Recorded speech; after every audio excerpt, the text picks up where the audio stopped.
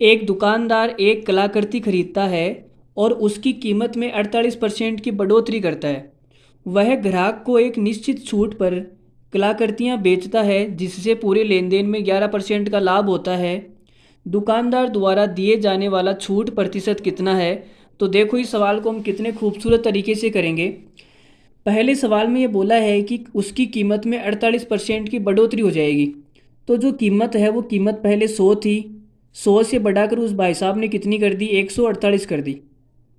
ठीक है। फिर ये बोल रहा है कि ग्राहक को एक निश्चित छूट दी जाती है, छूट में जो कीमत है वो कम हो जाएगी। वो छूट कितनी दी हमें पता नहीं, कितनी की छूट दी हमें पता नहीं, लेकिन जो हमें ओवरऑल है टोटल मिलाकर 11% का लाभ होता है। 11% का लाभ का मतलब है कि 100 रुपये का माल कितने में बेचा हमने? 111 में। ठीक है।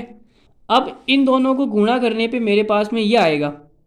जैसे मैं आपसे कहूँ कि 25 और 8, इन दोनों को गुणा करने पे मेरे पास में 200 आएगा। और मुझे ये 8 नहीं दिया जाए, इस 8 को मैं यहाँ से गायब कर दूँ और मुझे केवल ये दो चीज़ दी जाए, ऊपर 25 नीचे 200। तो ये 8 निकालने के लिए मुझे क्या करना पड़ेगा? 25 का भाग देना पड़ेगा 200 में। तो आप बोलोगे सर 200 में आप भाग दोगे 25 का तो कितना आ जाएगा? 8। तो ये 8 हम ऐसे निकाल सकते हैं। ठीक है। तो अब देखो ऊपर वाले अनुपात का नीचे वाले अनुपात में भाग दूंगा तो ये आ जाएगा। तो भाग दे देते हैं। देखो इसमें भाग दो 100 का और इसमें भाग दो 148 का। ठीक है।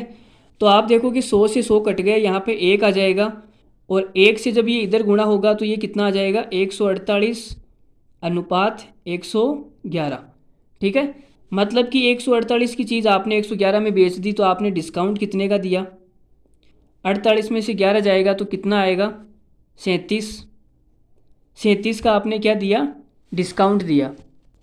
अब प्रतिशत आपको निकालना है तो आपको क्या करना पड़ेगा? 37 का आपने डिस्काउंट दिया 148 पर और प्रतिशत निकालने के लिए 100 से गुणा कर दो। तो 37 एकम 37, 37 चौक 148। 37 का पहाड़ आप सबको आता होगा और 4 के पहाड़े से ये कटेगा 25 बार। तो हमारा जो आंसर आएगा वो आएगा 25% का डिस्काउंट। तो option number B is the right answer. B हमारा बिल्कुल सही आंसर है इस सवाल।